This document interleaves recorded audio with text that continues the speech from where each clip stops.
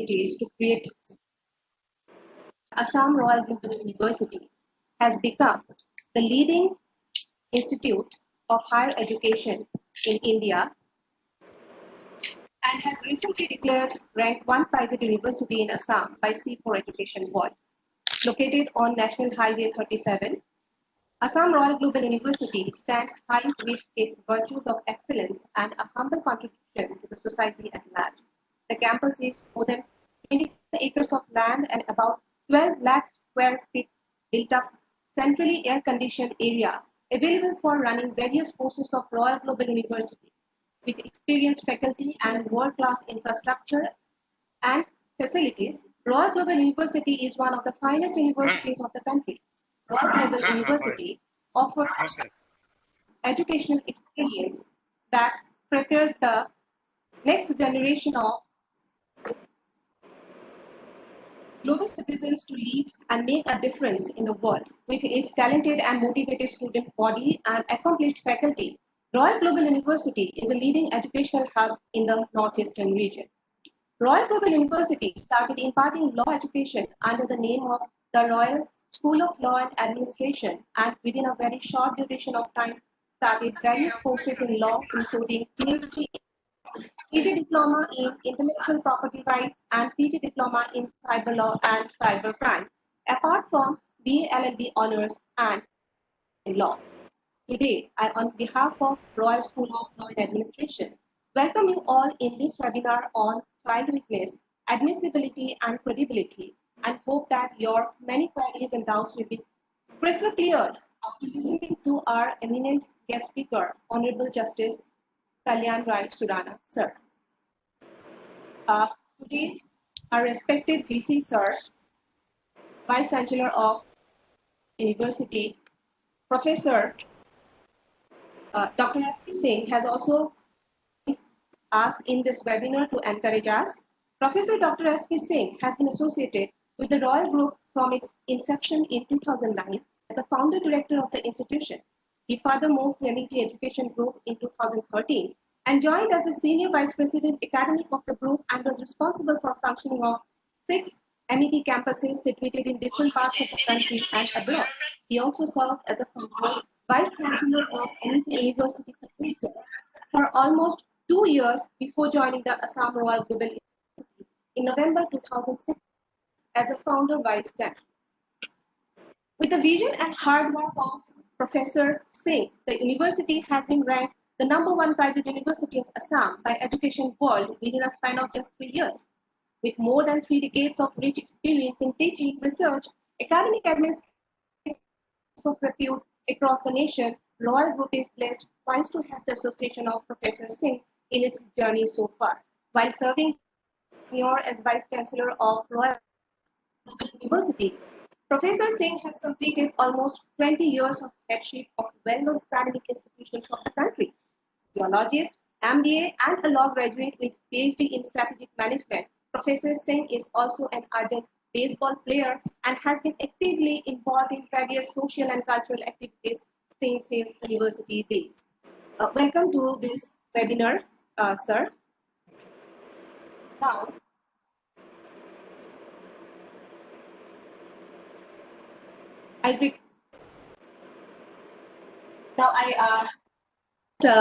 Professor S.P. Singh, sir, to say 3 words. Thank you so much, Dr. Ruby. I just wanted to welcome Mr. Justice Kalyan Rai Surana Sahab in this webinar, and I just wanted to share my delightfulness and happiness for his presence in the webinar today and to address my faculty members and students. Sir, it is really a great gesture from your side, and we are really blessed today and delighted to find you amongst us, because learning from the person who is into this profession for many years and almost judge for last 4 years, and so very kind to come forward and talk on a very important topic, that is child witness admissibility and credibility.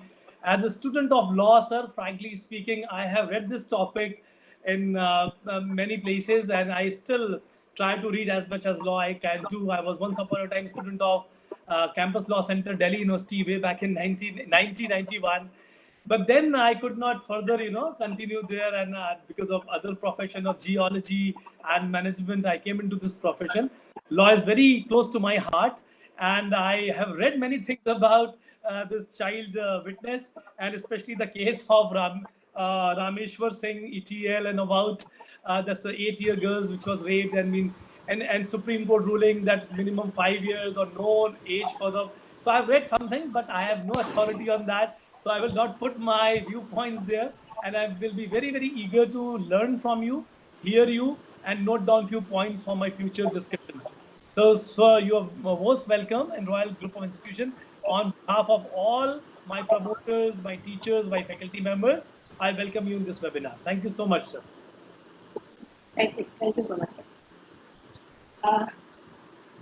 Time for our eminent guest speaker, Honorable Mr. Justice Shri Kalyan Rai Surana. Shri Kalyan Rai Surana, born on December 13, 1965, he graduated in Commerce with major in Management, Accountancy and Taxation in 1958. He obtained in 1991 and later on enrolled as an advocate on August 1992. Practiced in various fields of law in the Guwahati High Court and subordinate courts, and also appeared before various courts and tribunals in Kolkata and New Delhi. He has been appointed as additional judge of the Guwahati High Court on November 15, 2016, and later on became a permanent judge with effect from 12th of November 2018. I would like to request Honorable Mr. Justice Kalyan Rai Surana to enlighten us on today's topic of the webinar, that is child witness, admissibility and credibility. Over to you, sir. Thank you, Dr. Rumi Ahmed, for your kind introduction. Having regard to the great stalwarts in the teaching profession of law, I find myself a student rather than a person who is having an authority on the subject, but still, having seen the faith you have reposed on me, I'll try to shortly go into the aspects of child witness, admissibility and credibility. So with the permission from Professor S.P. Singh, Vice Chancellor of the Royal Global University, I would try to be as brief as possible within the time of say 40-45 minutes.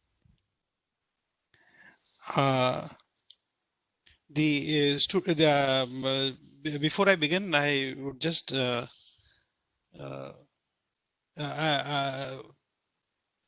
so far as the students of law are concerned who are in this webinar, I hope you have all had the experience of some reading of the Indian Evidence Act. Now, while beginning my small address, for me, the legal mind thinks first. Therefore, I start with a disclaimer. Whatever I speak today is purely in my personal capacity and not as a judge of the High Court.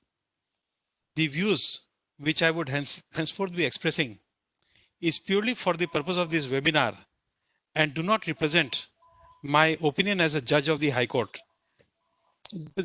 Just excuse me for time being. Just excuse me, I have a call to attend.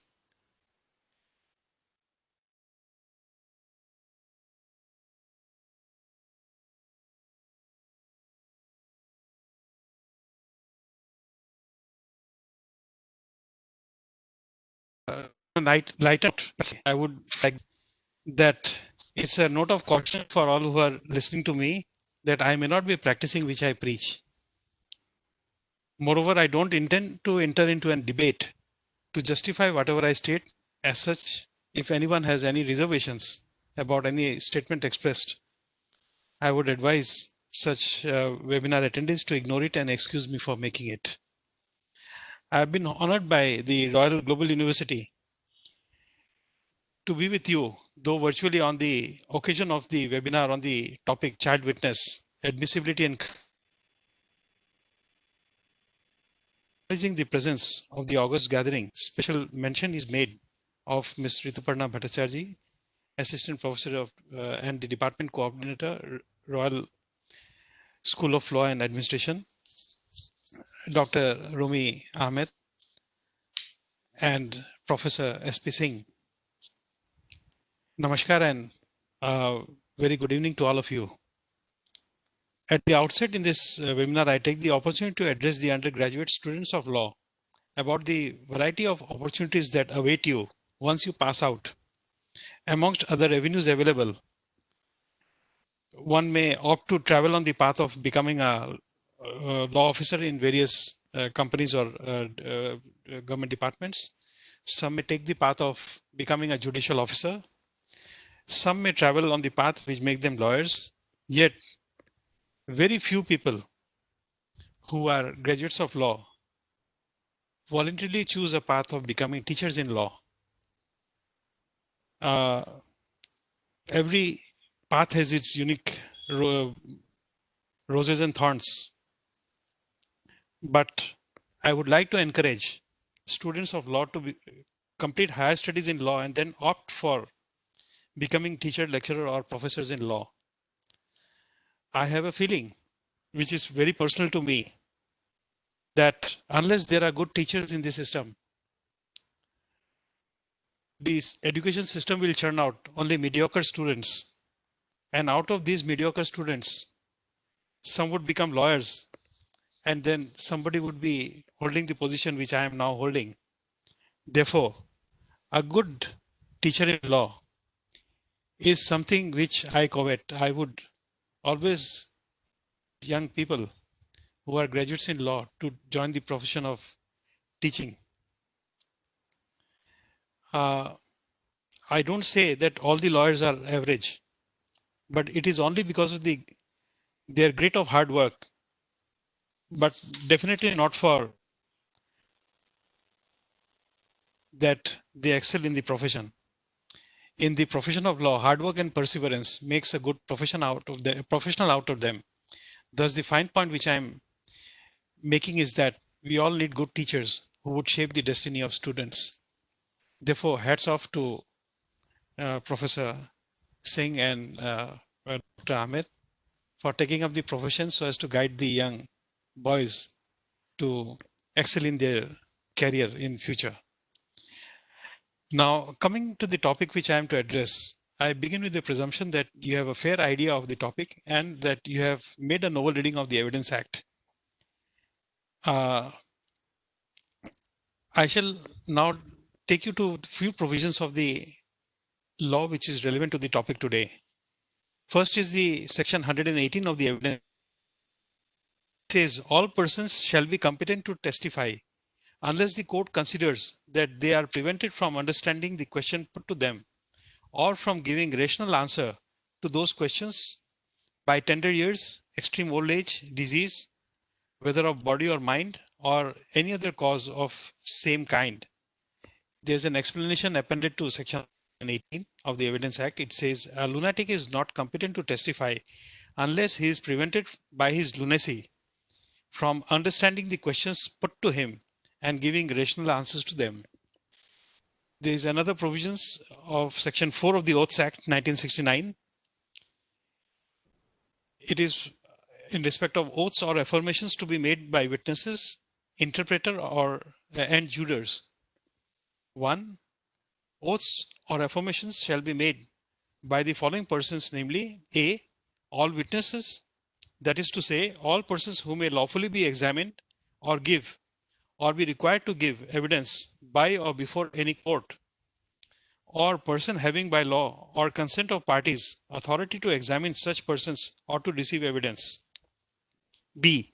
Interpreters of questions put to and evidence given by witnesses. And C.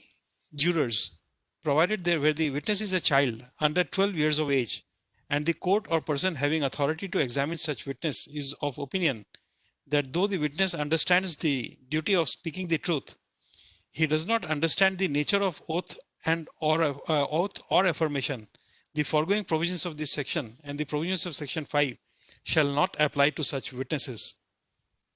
But in any such case, the absence of an oath or affirmation shall not render inadmissible any evidence given by such witness or affect the obligation of the witness to state the truth.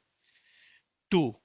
Nothing in this section shall render it lawful to administer in a criminal proceeding an oath or affirmation to the accused person unless he is examined as a witness for the defense or necessary to administer to the official interpreter of any court after he has entered on the execution of the duties of his office an oath or affirmation that he will factually discharge those duties. The third is section 3 of the Majority Act. It refers to age of majority of persons domiciled in India. 1. Every person domiciled in India shall attain the age of majority on his completing the age of 18 years and not before. 2. In computing the age of person, the day on which he was born is to be included as a whole day, and he shall be deemed to have attained majority at the beginning of the 18th anniversary of that day. So, therefore, I come to part 1, which is admissibility. From the aforesaid provisions of the Oaths Act and Majority Act as narrated herein before, you have seen that the different acts provide for different age of minor vis-a-vis a major. Therefore, as a student of law, you must remember that same thing may be interpreted differently for different purposes or different law. You have also noticed that section 118 of the Evidence Act does not preclude a child from being a witness. It is settled position of law that every witness is competent to depose unless the court considers that he is prevented from understanding the question put to him or from giving rational answers by reason of extreme old age, disease, whether of body or mind, or any other cause of the same kind. Now, I just pause for a moment to express a particular fact. A boy of you must be few incidents in your life when you were a child, events which remain ingrained in the minds. There are some exaggerations which remain in the mind, or at times you forget the material particulars of the tender age. So therefore, because of that tender age, the caveat is there always when it comes to a child witness. Now, witness and documents are the chief source of evidence. A witness is a person who gives testimony or evidence before any court. The ordinary meaning of the word witness is a person who is present at some event and is able to give information about it. Children are the most vulnerable of all witnesses. Several factors influence children's memory capacity, including the child age, psychological development, and intellectual ability. The complexity of event, their familiarity with the event, and the delay between the event and the time at which the event is recalled. There is no principle of law that it is inconceivable that a child of tender age would not be able to recapitulate the facts in his memory. A child is always receptive to abnormal events which take place in his life and would never forget those events for the rest of his life.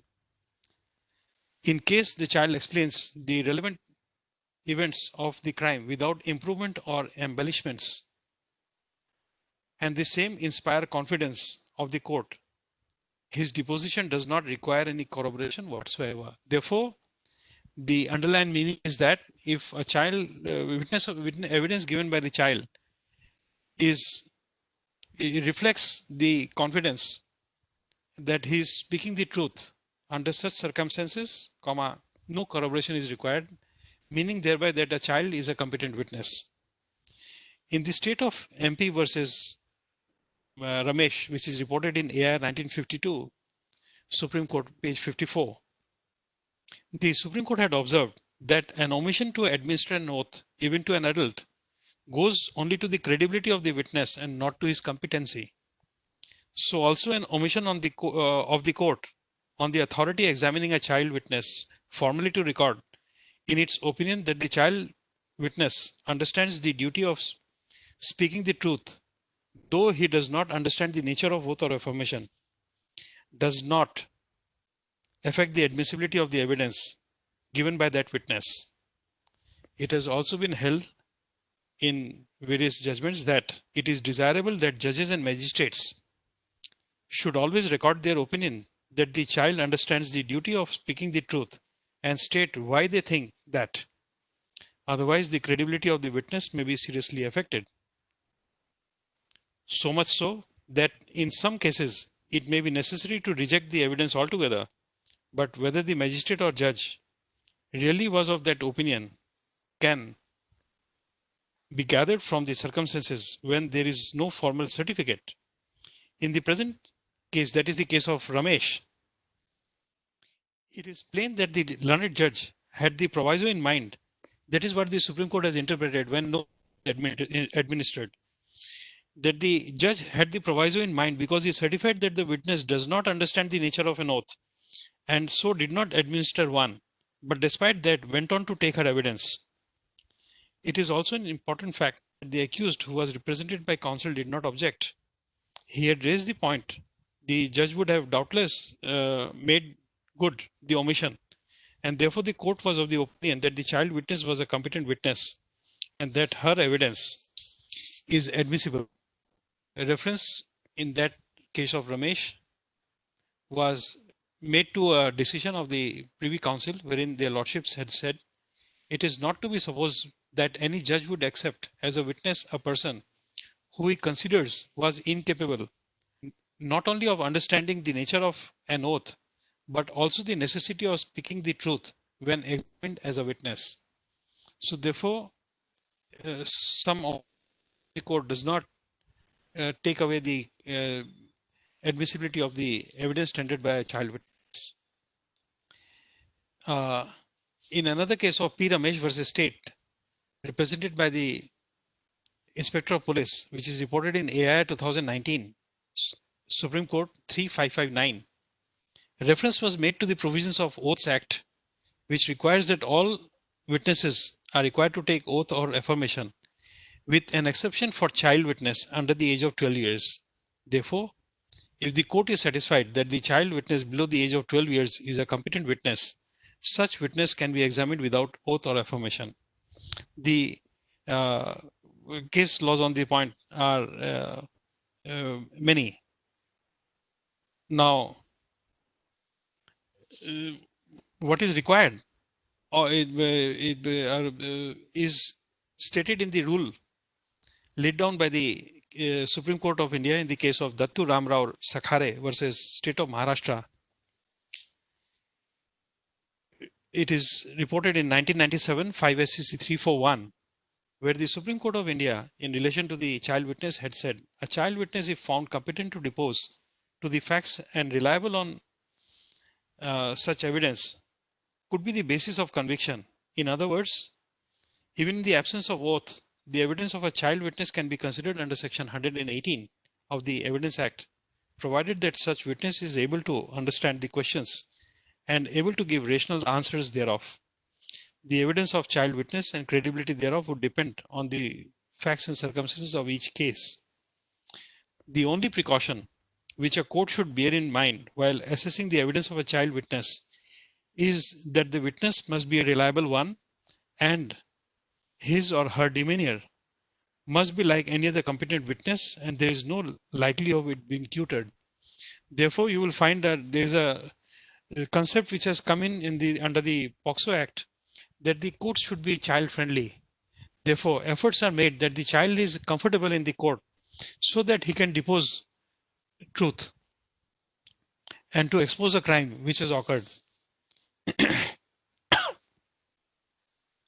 In the case of Venkateshwarlu versus State of Andhra Pradesh, which is reported in 2012, 8 SCC page 73, this is a very important case where the evidence of the child witness was discarded. Therefore, this is a very important case law. In the said case, it was observed that a child witness by reason of his tender age is pliable witness. He can be tutored easily either by threat, coercion, or inducement. Therefore, the court must be satisfied that the attending circumstances do not show that the child was acting under influence of someone or was under a threat of coercion. The evidence of child witness can be relied upon if the court, with its expertise and ability to evaluate the evidence, comes to the conclusion that the child is not tutored and his evidence has a ring of truth. It is safe and prudent to look for corroboration of the evidence of the child witness with some other evidence on record, because while giving evidence, a child may give scope to his imagination and exaggerate his version, or may develop cold feet and not tell the truth, or may repeat what he has been asked to say, not knowing the consequences of his deposition in the court. Therefore, a careful evaluation of the evidence of a child witness in the background and context of other evidence on record is a must before the court decides to rely upon it. Now, in the previously referred case of State of Madhya Pradesh versus Ramesh, the Supreme Court of India had held that the evidence of child witness must be evaluated more carefully and with greater circumspection, because the child is susceptible to be swayed by what he is told by others. The trial court must ascertain whether a child is able to understand between wrong and the right, which may be ascertained by putting questions to him. Once there is evidence on record to show that the child has been tutored, the court can reject the statement partly or fully. However, the inference whether the child has been tutored or not is to be ascertained from overall introspection of the evidence and is not to be ascertained only from the content of his deposition. You all must also remember the principle that falsus in uno, falsus in omnibus is not legally acceptable principle in the country. Therefore, in the earlier referred case of P. Ramesh versus State, the Supreme Court of India had held that prior to the recording of evidence of a child witness, the trial court must undertake the exercise of posing relevant questions to determine the capacity of the child witness to provide rational answers. This exercise would allow the court to determine whether the child has intellectual and conjunctive skills to recollect and narrate the incidents of the crime. Thus, from the analysis of what I have narrated above,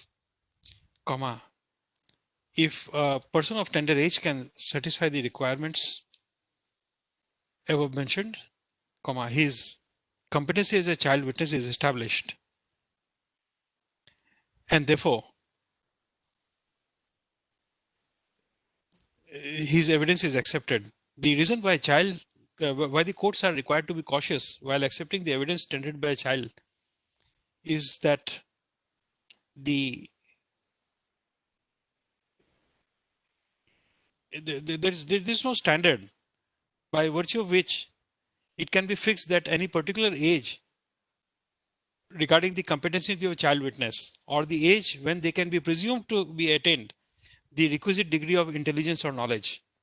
Therefore, although evidence of children has historically been seen as weak, but experimental studies have shown that when children are allowed to recall information freely,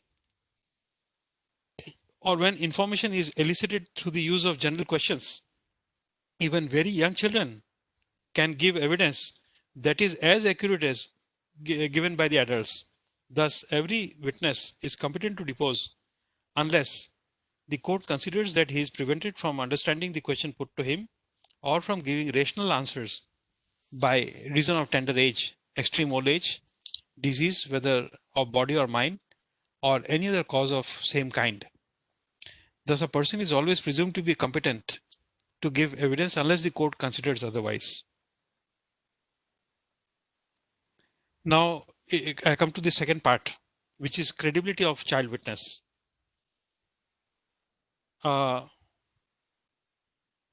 You see, in an everyday life, when you go into the streets, you see a particular event. And then when you come back and see another witness who has also seen that, and when you two speak to each other, he will say that there were 10 people around. Another person will say that no, I saw 15 people, more than 15 people were there. Somebody will say, no, I have seen there were hundreds of people. And therefore, everybody has his own notions of what they see. Somebody may like, say, for example, red color. So he will clearly remember a person wearing a red color in that sequence. But he may miss out a person wearing white, because mind is a very unique contraption to record whatever it thinks acceptable. So therefore, this is only an example to show you that two people who have seen the same incident may recollect it differently, and therefore it doesn't necessarily mean that one of the witnesses is speaking false. But this lawyering will come, and you will be able to find out whether the witness is stating the truth or not. So all witnesses who testify in court must be competent or able to testify in trial. In general, a witness is presumed to be competent. The presumption applies to child witness also. It is well known that the attitude of children to reality and truth differs widely from that of adults, and that while some young children will make fairly reliable witness, it is absurd to expect true testimony from others, though older. The traditional view about child witness is reflected in United States Supreme Court decision of the year 1985 by the name of Wheeler versus United States, where the court held that 5-year-old son of a murder victim was properly qualified as a witness. It was held that the boy was not, by reason of his youth, as a matter of law, absolutely disqualified as a witness is clear. While one would think of recalling as a witness an infant only 2 or 3 years old, but there is no precise age which determines the question of competency. This depends on the capacity and intelligence of the child, his appreciation of the difference between the truth and falsehood, as well as of his duty to tell the former. Former means truth. The decision of this question rests primarily on the trial judge, who sees the proposed witness, notices his manner, his apparent position or lack of intelligence, and may retort to any examination which will tend to disclose his capacity and intelligence, as well as his understanding of the obligation of an oath. Therefore, child as witness generate unique concerns within the legal system because of their vulnerability, immaturity, and impressionability. Courts and lawmakers increasingly have recognized this concern and have attempted to adjust substantive procedural and evidentiary rules to accommodate the special problem of child witness. So where the accused was convicted for the rape of an 8-year-old girl, that is what Mr. Singh or Professor Singh was referring to. On the basis of statement made by the victim to a mother, on appeal, the Sessions Court held that the evidence was sufficient enough to form the basis of moral conviction, but was legally insufficient. When the matter reached out to the High Court, it was held that no doubt the law requires corroboration, but the statement itself is legally admissible as corroboration. Later on, the High Court granted leave to appeal, and therefore the matter reached Supreme Court, where it made observations with regard to the question of admissibility of the statement. The assistant sessions judge in that case had certified that the child did not understand the sanctity of an oath, but there was nothing to show that the child understood her duty to speak the truth. the Supreme Court observed that omission to administer an oath only goes to the credibility of the witness and not his competency. This is Rameshwar versus State of Rajasthan, year 1952, Supreme Court, page 54. However, Evidence Act 1872 makes it very clear that there is always competency in fact, unless the court considers otherwise. It is desirable that the judge or magistrate should always record their opinion as to whether the child understands his duty to speak the truth, and also to state that why they think that. Otherwise, the credibility of the witness would be seriously affected.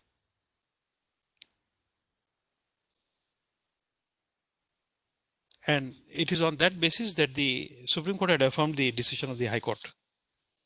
In the case of Dalip Singh versus State of Punjab, reported in 1979, 4 SCC 332, it has been held that if it appears from the version of teenage children that it is so truthful that it can be rightly believed, then the arguments like children were tutored or had given the prosecution version parrot-like was not acceptable. Thus, the competency of a child to give evidence is not regulated by age, but by his degree of understanding, which he appears to possess, and no fixed rule can be laid down as to the credit that should be assigned to his testimony. The question depends upon a number of circumstances, and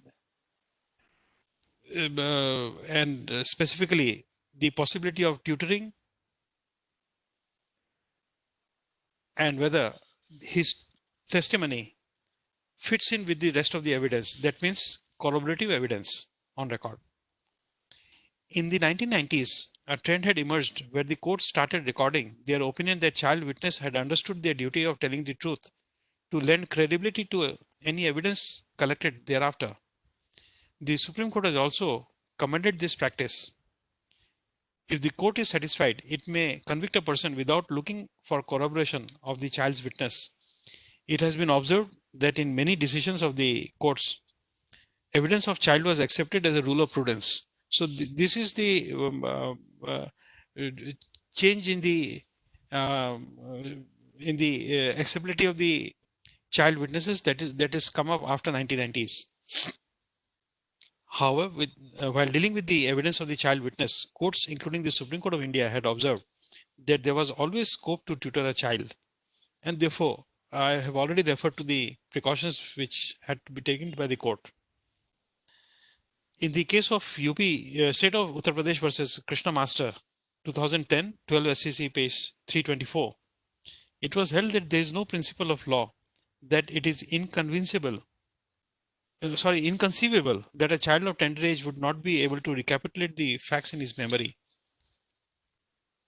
Therefore, from the various decisions, it can be culled out that the parameters of examining the competency of a child witness can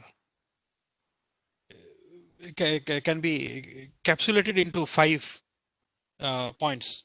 First, an understanding of the obligation to speak the truth on the witness stand. 2, the mental capacity, time of the occurrence concerning which he is to testify to receive an actual or accurate impression of it. 3, a memory sufficient to retain an independent collection of the occurrence. 4, the capacity to express in words his memory of the occurrence. And 5, the capacity to understand the questions about it. Therefore, these are the 5 parameters on which competency of the child witness is examined. Therefore, what happens is that a trial court puts a number of questions to the child witness to discern whether they were capable of understanding the questions and the sanctity to speak the truth. And after that, if it is found truthful, it can be relied upon.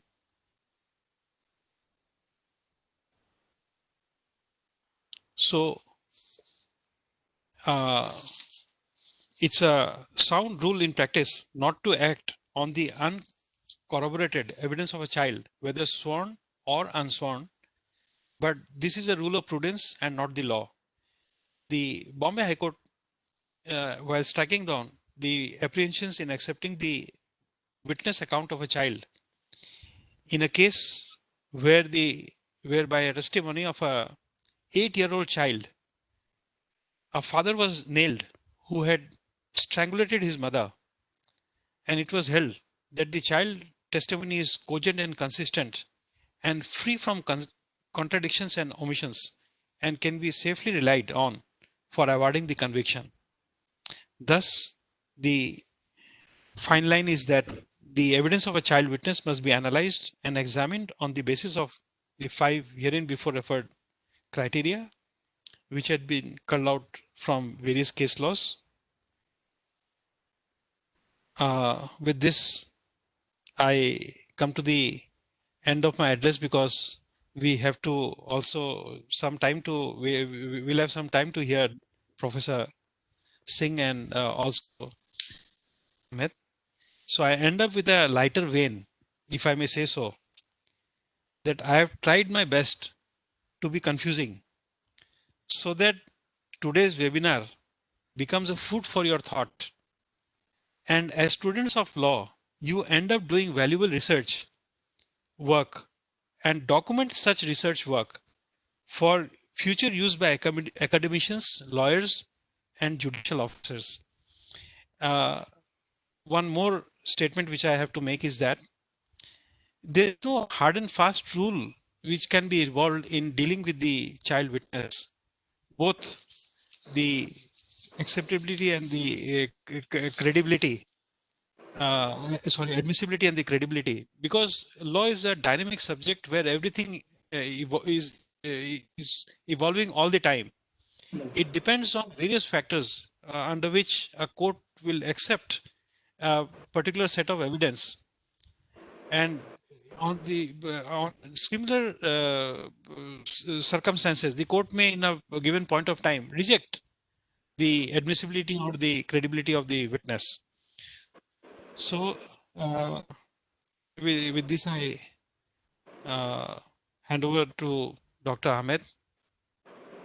Thank you, sir. Thank you so much for such an enlightening session, sir. It was a wonderful, thought-provoking. A little louder, please. Hello. Rumi, you have to Yes. be louder. Voice I'm not getting. My voice is cracking, sir. Better now. Hello. Hello. Am I Yes, audible? now it's Am very I light. audible, sir? Yeah. So, sir, now our students, they are asking. They have still few queries like student minds. So they have sent me certain questions. And sir, before that, what I feel, sir, regarding the witness protection laws in India, we don't have any such witness protection laws. And so, as per my knowledge, only Delhi is the state where there is a scheme, witness protection scheme. And what I feel, sir, a child is always like a child. Always we have to tell them what to do, not to do. And examining and cross-examining the child witnesses, it's a very the whole subject is subjective in nature. As you already told, there is like no objective that on the basis of this criteria we will decide the admissibility of the child witness. So sir, thank you so much. Now I'll take up certain questions, only 2-3 questions I'll take. And one student asked one question, that can cross-examination of child witnesses be done? It's a question asked by our student. The question is whether examination, cross-examination of a child witness can be done. Yes, sir. Yes, definitely. Because let me put it in this way. I have already stated that the evidence is in two ways. First is the oral evidence and the documentary evidence. When it comes to the oral evidence, if it is for the prosecution side, we call it PW. If it is for the defense side, we call it DW. Therefore, if a witness comes forward whether he be a child or any witness, he will first be examined. In section 138 of the Evidence Act, you will find the order of examination. First there will be examination in chief. It can either be in civil cases, it will be by affidavit examination by on oath by affidavit, and then he would be cross-examined, and then there will be a scope of re-examination or re-cross-examination. That is first. Before that, you made a statement about the child protection. Let me only a few things. You see, in our country, with the resources we have, it's just like a, you see, fruit giving, like say mango tree. The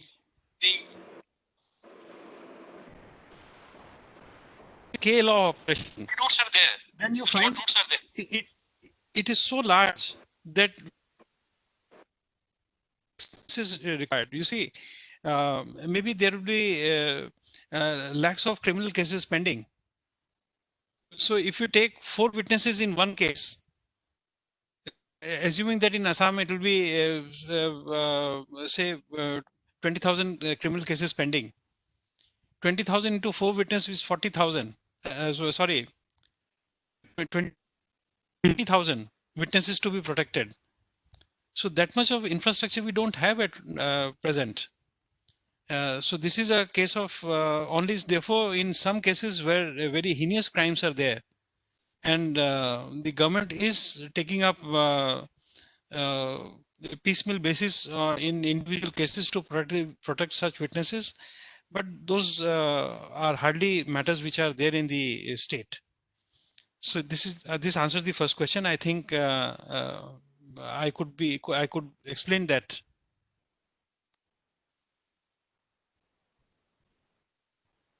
Question. There's a question asked by one of our students, that is, to find out the competency of a child witness, one has to go through a voir dire test. But is it possible that because of a trauma or stress, or for not being in an appropriate environment, the child might not speak and fail the test? And in such cases, what measures should be taken? Please repeat it once again. Yes, sir. So to find out the competency of a child witness, one has to go through a voir dire test. But is it possible that because of a trauma or stress, or for not being in an appropriate environment, the child might not speak and fail the test? And in such cases, what measures should be taken? No, you see, what is required is to test the ability of the child. No such tests are given to a child designed to fail the child witness. Correct. If you happen to see a child witness in court, you will find small questions being asked. You are in which class? You are in which school? What you are doing? Who are your brothers? Who is your father? Those simple questions are being asked.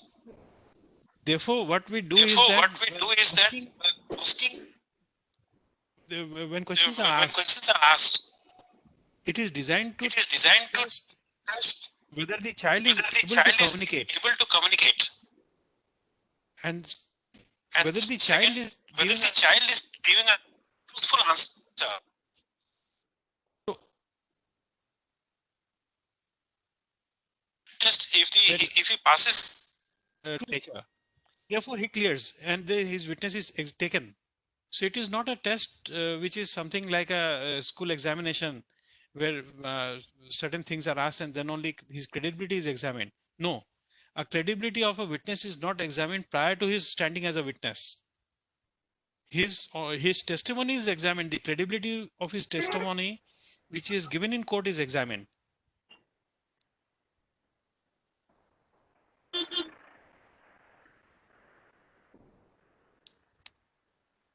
Thank you so much, sir, for answering the questions in such a lively manner so that the student can also understand.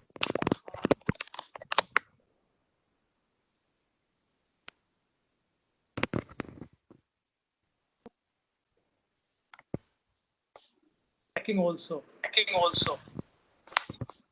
Yeah. Rumi Ahmed, your voice is cracking and Ed, people. sir, Your voice is cracking and people. anything you want to add, sir? Yes, yes. Yes, yes. Yeah.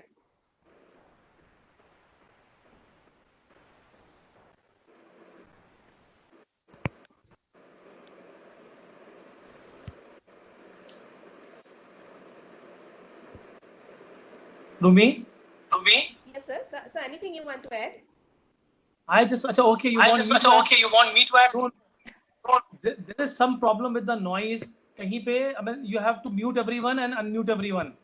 Somebody should do it immediately so that this problem is sorted out. Mute everyone and unmute everyone. It will be sorted out. Yes, better now. Yes, better now. Rumi, you have any more Do questions? you have any more questions? No, sir. Okay, so I will Okay. just take the opportunity to you further, what Justice Surana Saab has very rightly said. I mean, he has actually given a very good insight about the whole topic. At the same time, the concluding remarks were that we have confused you. And we professors in our institution, because we probably, I can say about me, I'm in this profession by passion, by interest. There were so many jobs in front of me, I decided to become a teacher at a very early age. And I can say And that I in can Har, say that our main objective is to ignite, to inspire.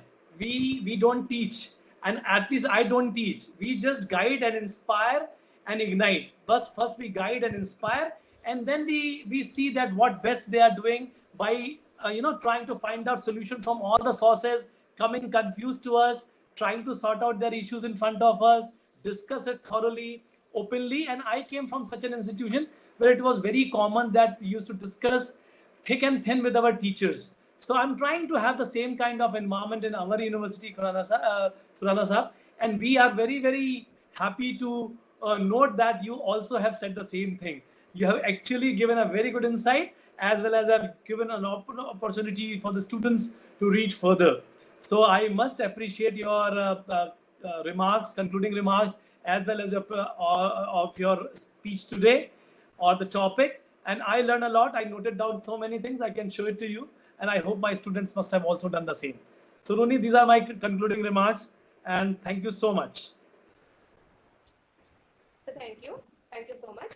So viewers, just like we have come to an end of today's webinar on child witness, admissibility and credibility.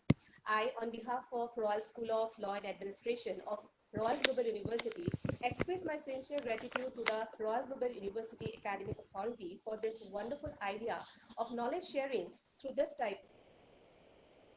Thanks goes to our respected